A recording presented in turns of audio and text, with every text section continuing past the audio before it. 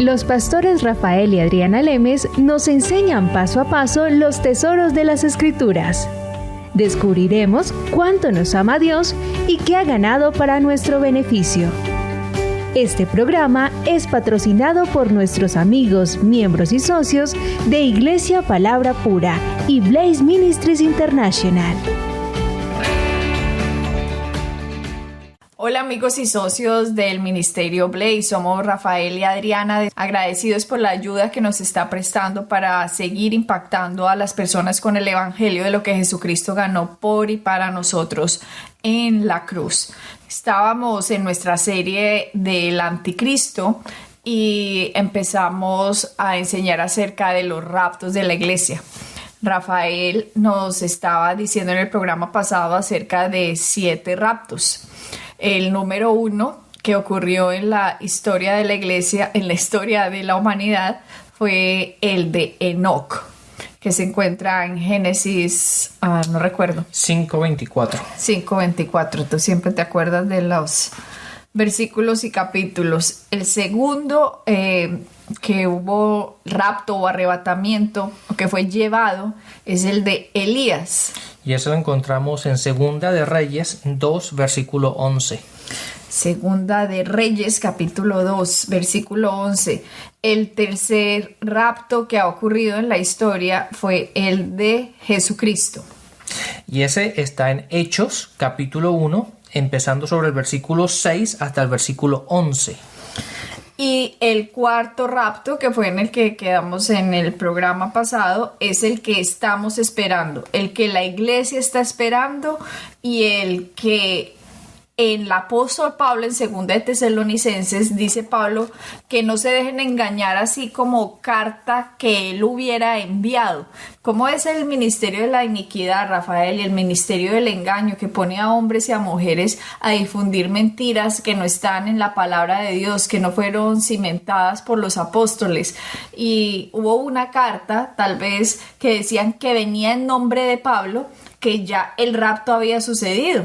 Y las personas pensaban, unos no, ya me quedé del rapto o el anticristo ya está y estamos en el último periodo y las personas dejaron de trabajar, Rafael, dejaron sus vidas, digámoslo, normales porque estaban en un momento de confusión debido a que en esa época había un emperador, el emperador Nerón.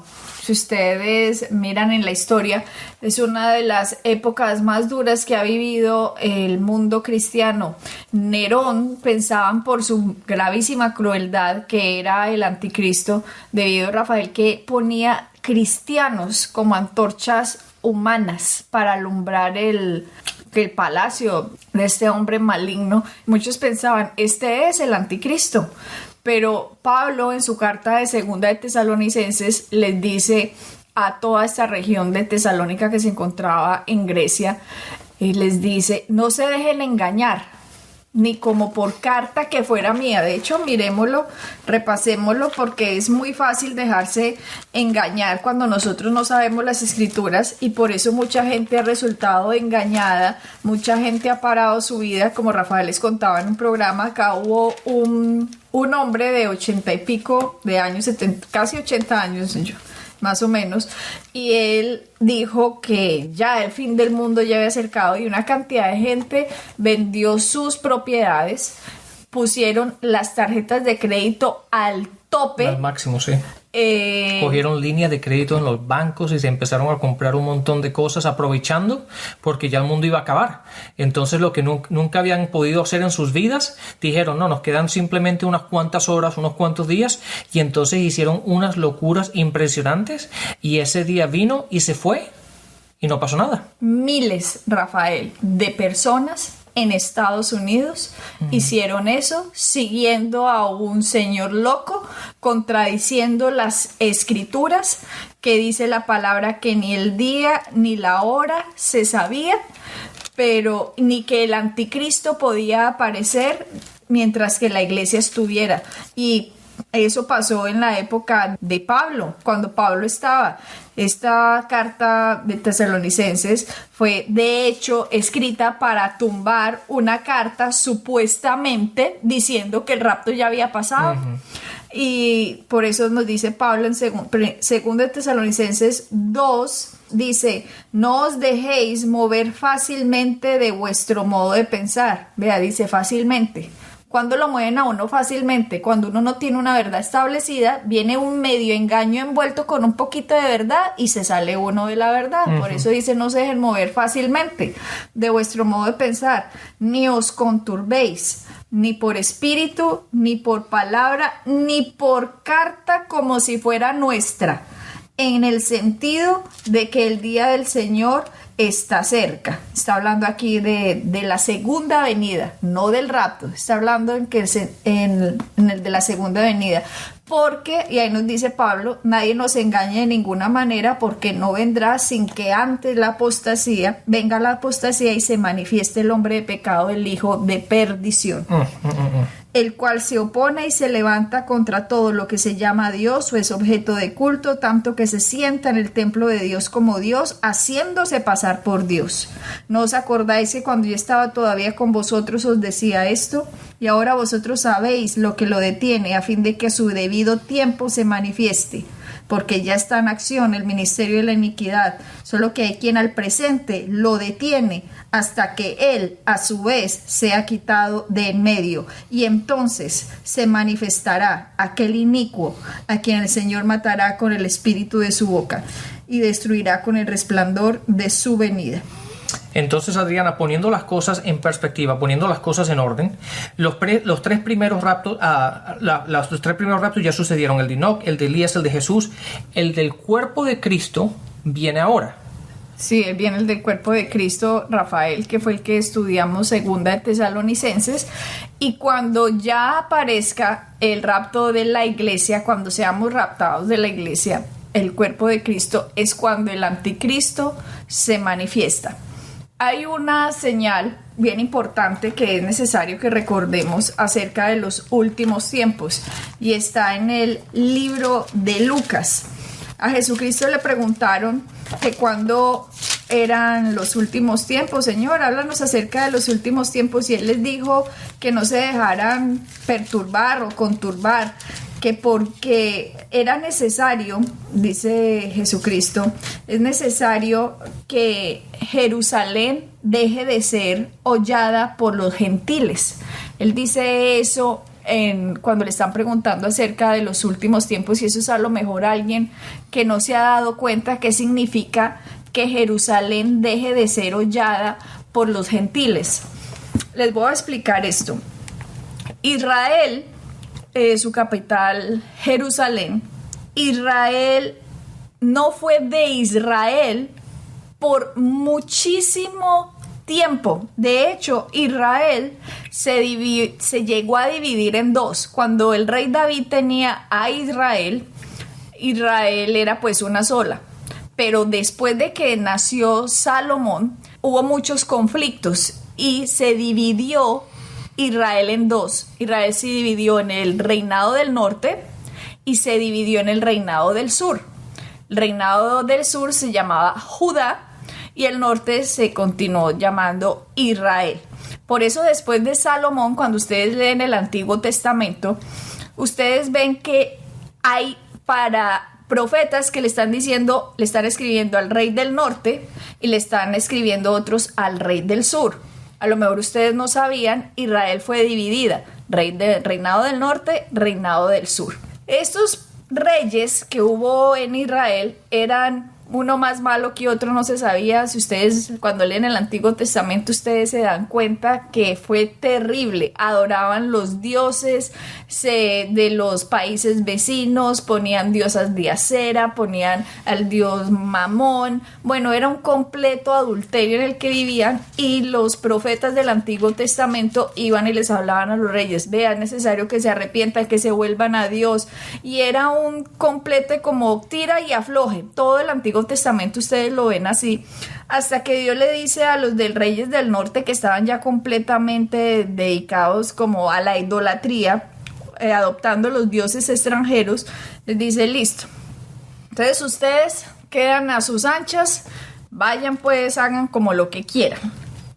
El reinado del norte se desaparece porque los invade y los esclaviza a Siria. El reinado del sur, Judá, duró más porque los reyes del sur no eran tan malos como los reinados del norte. En el sur hubo reyes como el rey Josías, que era uno de mis reyes favoritos para leer en el Antiguo Testamento, un hombre que amó a Dios muchísimo y destruyó todos los templos de los ídolos y de los dioses y trajo de nuevo a Israel como a un acercamiento a Dios.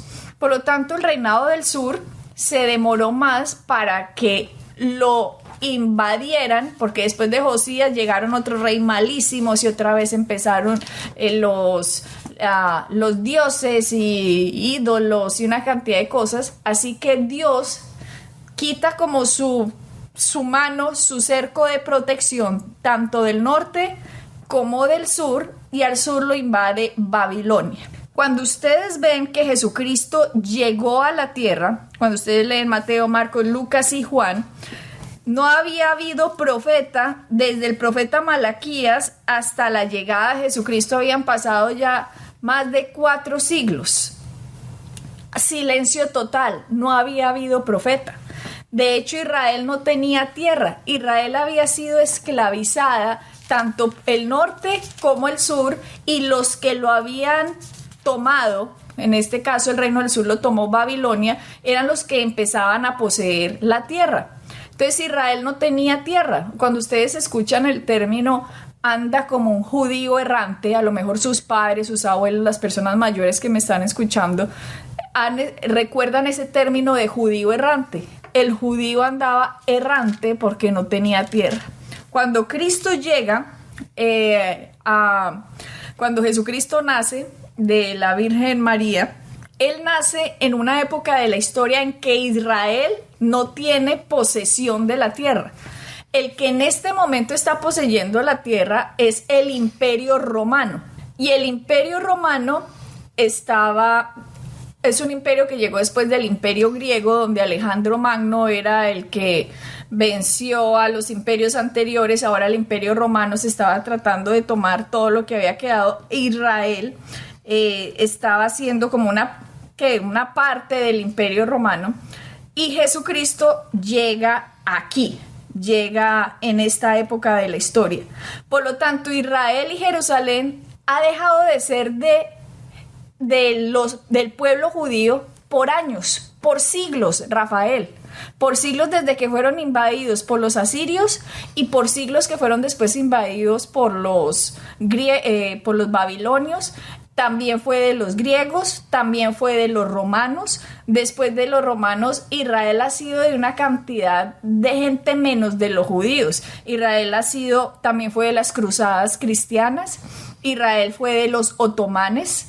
Israel fue los turcos. Israel ha sido de los musulmanes. Israel también fue de Gran Bretaña, Rafael. Israel fue de Gran Bretaña.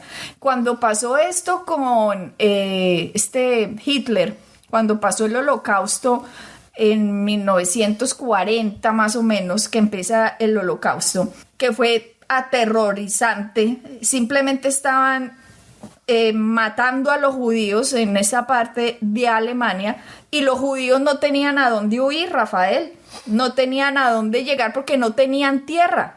No tenían un país donde ellos se pudieran parar y decir esto es nuestra tierra. Entonces, cuando se terminó ese holocausto, se reúne la ONU. Y la ONU dice, tenemos que darle un país, un pedazo de tierra a Israel. Y se reúnen y dicen, démosles un pedazo de Uganda. Y por cosas de Dios, obviamente, dicen, no, démosles más bien un pedazo. ¿Por qué no les damos esta zona? Precisamente, Rafael, la zona de Abraham, de Isaac y Jacob. Les iban a dar la zona de nuevo que habían dejado de ser de ellos por milenios. Más de 2000 años, Rafael. Más de 2500 años los judíos no tenían un país. Y en 1948 se reunió la ONU y se les devuelve o se les retorna a los judíos a Israel. Jerusalén no fue retornada, Pero en 1967 hubo una guerra que se llamaba la Guerra de los 6 días, donde los judíos tomaron posesión de Jerusalén. Rafael, estamos hablando de nuestra época, estamos hablando de 1967, estamos hablando de la historia de la humanidad, y en la Biblia le preguntaron a Jesucristo hace 2000 años que cuándo iba a ser esto de su segunda venida, y nos dice en Lucas 21, en el versículo 7. En el versículo 7, cuando le preguntan ¿cuál señal habrá para que estas cosas sucedan? Me quiero concentrar donde dice lo de los judíos. Entonces vemos Lucas 21-24. 21-24, cuando dice: y caerán a filo de espada y serán llevados cautivos a todas las naciones, y Jerusalén será hollada por los gentiles hasta que los tiempos de los gentiles se cumplan. Jesucristo estaba diciendo, va a llegar un tiempo en el que el tiempo de los gentiles va a ser clic, se va a cumplir. Y cuando ese tiempo de los gentiles se cumplan, Jerusalén va a dejar de ser de los gentiles. Jerusalén fue de los gentiles por siglos tras siglos, tras siglos, tras siglos, tras siglos, hasta que llegó 1948 y se le dio a Israel, a los judíos, y Jerusalén en 1967 empezó a formar parte de Israel después de 2 milenios y siglos desde que habían sido esclavizados por Asiria y Babilonia, Rafael, en el Antiguo Testamento. Estamos viviendo en tiempos históricos, hoy 2014. Esta generación que vio a Jerusalén ser de nuevo captada por los judíos es esta generación la que ve la segunda venida de Cristo, o digámoslo mejor, es esta generación la que ve el rapto de la iglesia, más bien. La que lo va a vivir. La que lo va a vivir, Rafael. Estamos en la generación que vio que Jerusalén pasó a manos de los judíos. Jerusalén dejó de ser de propiedad de los gentiles y Jesucristo nos dio esto como una señal del fin. Yo me imagino en la gente que nació en 1800, 1700, ni siquiera entendían esta escritura, que Jerusalén dejará de ser hollada por los gentiles. ¿Cuál? Si no existía Israel. No existía, claro. No existía el país. Por lo tanto, leían eso y yo creo que ni se les pasaba por la mente a qué se refería, Rafael. Pero nosotros lo vimos pasar, no que yo hubiera nacido en 1967, pero me refiero, estamos hablando a esta generación, nosotros supimos de esto. Hay personas que nacieron en 1950, en 1940, 1960, que están vivas hoy en día, que saben, esto pasó en mi época, esto pasó en mi vida, estamos viviendo en tiempos bíblicos, Rafael. Y esto va a pasar y estamos seguros, y esto es lo que tú y yo creemos, Adriana, que estamos en los tiempos en los cuales vamos a vivir lo que Pablo estaba hablando en Tesalonicenses, a la iglesia de Tesalonicenses. En el capítulo 4, el versículo 16 al 18 que estábamos leyendo anteriormente, es lo que tú y yo vamos a vivir. El rapto de la iglesia, el rapto, y se va a acabar esta dispensación, se acaba en ese momento. Se acaba la dispensación de la era de la iglesia y empieza ahora la de los judíos nuevamente. Exactamente, y empieza la siguiente dispensación, la cual nos va a llevar al siguiente rapto, que es el siguiente rapto, es el de la gran multitud. Entonces la gente dirá, gran multitud, ¿qué va a pasar? Ustedes saben, les explicamos, después del rapto de la iglesia, ya aquí no queda nadie en la tierra que creyó en Jesucristo como Señor y Salvador, que formó parte del cuerpo de Cristo. Aquí va a quedar ahora, son gente, me imagino, que pasó especulando, unos que oyeron, que saben, no puede ser, a mí me lo dijeron, me lo informaron, yo no creí, eso me parecía ciencia ficción, esto es verdad, Jesucristo sí es el Señor. Va a empezar un movimiento ahora que va a empezar a creer en Jesucristo. Claro. Y la iglesia la tierra no se va a quedar sin testimonio, porque van a haber 12,000 judíos de cada tribu que forman 144,000 judíos que van a empezar ahora a predicar de cero. O sea, de cero, que no quedó aquí quien para predicar porque todos se fueron. Exacto. De cero a llenar toda la tierra, Rafael. Y en esas predicaciones, en esa enseñanza de estos 144,000 que reconocen que Jesús es el Mesías, que era el Mesías, y lo que está pasando aquí en la tierra, van a haber miles y miles y miles y miles, millones de personas después de que la iglesia es raptada, que van a aceptar a Jesucristo como Señor y Salvador. ¿Qué va a pasar con esas personas que empiezan a recibir a Jesucristo? ¿Qué va a pasar en la tribulación? Y muchos no sabían, y la palabra nos dicen que esas personas que aceptan a Jesucristo como Señor y Salvador después del rapto de la iglesia, también van a ser raptadas en algo que se llama la gran multitud. Y ese pasaje, Adriana, que se refiere a la gran multitud, lo encontramos en Apocalipsis, en el capítulo 7, del versículo 9 al 17. Pero Adriana, déjame poner un paréntesis en esto, porque es tan importante. Una vez, la palabra nos dice que tú y yo no sabemos el día ni la hora. Pero sí la estación. Pero sí el tiempo en el que va a pasar. Y la palabra nos da indicaciones de cuáles son las cosas que van a estar pasando en la tierra para que estemos preparados. Y es importante porque hay mucha gente que ha oído de Cristo, que sabe de Cristo, que le han predicado la palabra, y simplemente porque quieren seguir su propio camino dicen: no, lo hago el próximo año, no, lo hago más adelante, no, lo hago antes de morirme. Pero el problema está que uno no sabe cuándo va a pasar. Ya hay que recibirlo, porque esto va a pasar. La palabra va a pasar como lo dicen las escrituras, y va a llegar el momento en el que el rapto va a venir. Y qué tristeza tan grande cuando alguien sabía que pudo haber recibido a Cristo y no lo hizo porque quiso seguir viviendo de su manera, de su forma, y quiso esperar hasta el momento que ya sea muy tarde. Sí, Rafael. Y lo que tú estás diciendo de ese rapto, vamos a ir a Apocalipsis 7:9. Antes de Apocalipsis 7:9 nos está diciendo la Biblia acerca de los 144,000, que son los 12,000 de cada tribu judía, que les estoy diciendo que son los que van a salir a predicar. Y este es Juan escribiendo Apocalipsis desde la isla de Patmos, ¿no?